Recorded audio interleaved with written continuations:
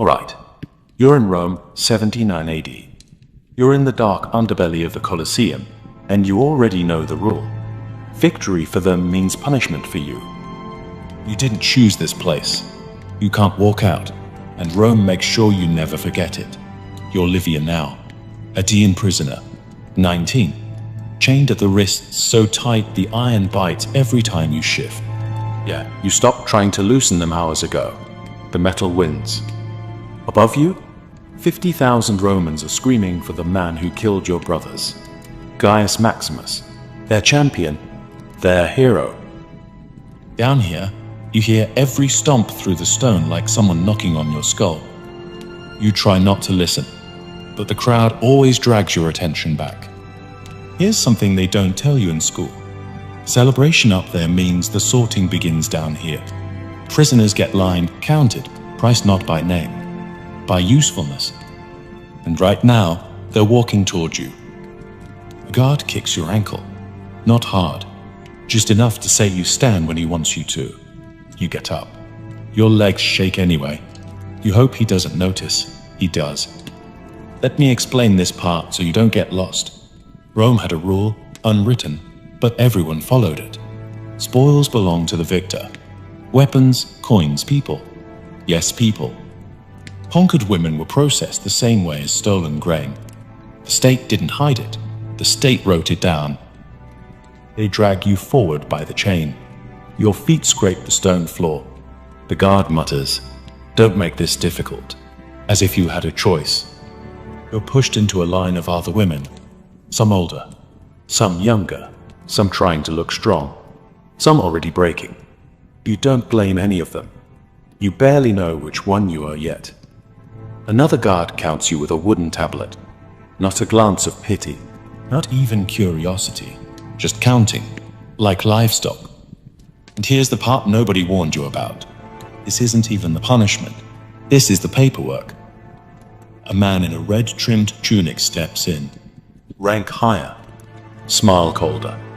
He looks each woman over with the same look Roman merchants give olive jars. Then he stops at you. He taps your chin up with one finger. Not gentle, not cruel, just testing. "Ian?" he asks. You barely breathe when you answer, "Yes." He writes something on his tablet. You don't get to ask what. Let me explain why this matters. Dian captives sold high. Rome considered your people stubborn stock, meaning you break slower. Buyers like that. It means you stay useful longer. Yeah. Fun fact. Your value to Rome is how long you can suffer without collapsing. From above, the arena roars again, a wave so loud dust shakes from the ceiling. Someone announces the victor. You don't need his name. You already know it.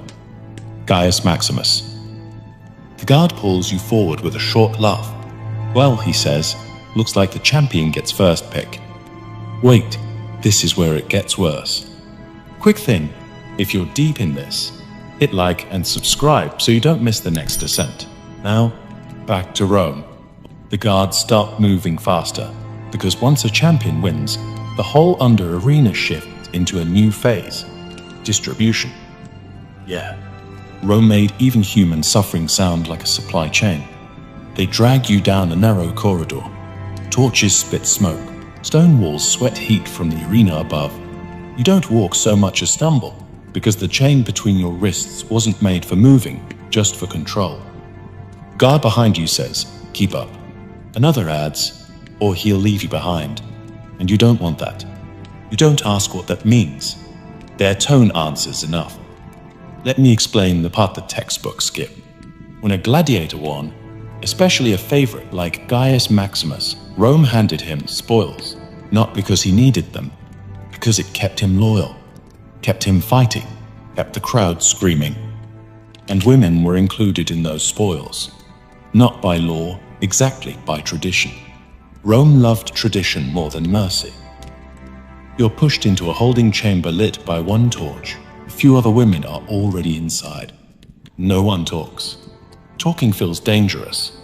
Even breathing feels like asking permission. In the hallway, you hear armor clattering. Heavy footsteps.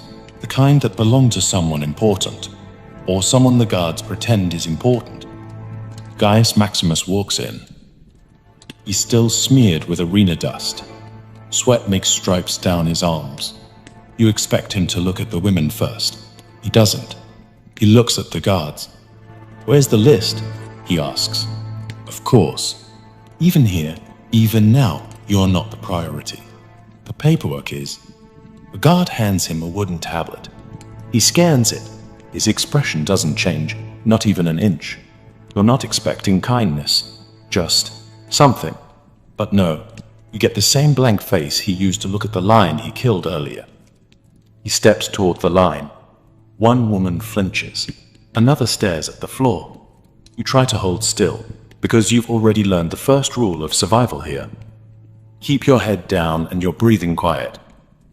Gaius stops in front of you. You don't dare meet his eyes, but you feel him studying you. Not like a man, like a soldier trying to identify a tool. The guard says, "Dean, strong," doesn't talk back. You hate how fast that summary shrinks your whole life. 9 words. That's all you're worth down here. Maximus gives a short nod. Not approval, just acknowledgement. And he turns to the officer and says something you didn't expect. "No, not this one." The guard looks confused. "She's high value the others." I said no. Simple, flat, final. And here's the twist you're not going to like. Gladiator refusing a spoil isn't mercy. Rome doesn't read it that way. Rome reads it as reclassification. If the champion doesn't claim you, the state will. And the state is colder than any fighter. The officer scratches your name off the slate. One clean line. Your fate changes with a sound softer than a breath. The guard grabs your chain again. Harder this time. "Well," he mutters, "looks like she goes to the Lex Captigi process." He says it like it's obvious. Like everyone knows what that means. You don't. But the other women do. Their eyes drop. One whispers, "Gods help her." Wait, this is where it gets much worse. They shove you into a storeroom under the arena. It smells like blood and wet iron. You don't get time to breathe. You don't get time to think. You barely understand Latin, but you understand the tone. Move. You do. Because here's the part nobody warned you about. After the games end, the killing doesn't stop. It just moves underground. You're ordered to haul buckets. Heavy ones. Sloshing with water so red it barely counts as water anymore. You grip the handles anyway. Yeah, your hands are shaking. But the guards don't care. They never care. You carry, they watch. You kneel, they stand. That's Rome. You scrub the stone floors. Again, the same patch. And again, because the stains don't come off. They were never meant to. The arena likes its scars. It shows the crowd the glory from yesterday. You're the one cleaning it. Let me explain something they don't teach you in school. Someone always has to handle the aftermath of a spectacle. And Rome picked you. Not for skill, not for strength, just because you were there. And here's the sting. You're doing all this while the same people who killed your brothers walk past you like your furniture. A gladiator limps by, bandaged, still breathing. His eyes slide right over you. You're nothing. Not even worth a nod. That's the job. Clean the empire's mess so it doesn't smell too close to the emperor's balcony. Guard kicks a broken spear toward you. Pick it up. That's all he says. Doesn't say please. He doesn't say thank you. He just assumes you obey. And you do. Because refusing is a fast way to meet the lions your brothers met. Here's your first rule if you want to survive under this arena. Rule number 1. Never make a guard repeat himself. They hate repeating things.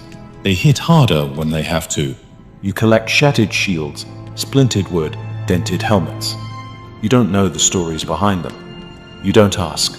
Questions in Rome are dangerous objects, sharper than swords. And here comes the twist you won't like. You're also cleaning the animals holding pits. They hand you a shovel and point. You already smell it. The lions ate well today. Rome made sure of that. You scrape the leftovers of violence into a bin that's already too full. You know exactly what the lumps are. You don't let yourself look too long. Someone coughs behind you. Another servant girl, younger than you. Her hands are raw. Her eyes are empty. She's been here longer. She's what you become if you stay alive. You don't talk. Talking is a luxury. Breathing is already work. The torches flicker. Footsteps echo. A new group of guards marches in carrying prisoners, men in chains, their faces grey. Not fighters, not criminals. Just unlucky. Rome loves unlucky. They're being lined up for tomorrow's show. Another day, another crowd, another round of cheering for someone else's pain. And here's the part that stings the most. You're close enough to touch them, but too powerless to help. You just keep your eyes down and keep scrubbing. Because in Rome, mercy isn't just rare, it's illegal. And the night isn't over, not even close. You're wiping your hands on your tunic when the guard taps the back of your head with his baton. Not hard, just enough to say, "Get up." You already know this tone. It's the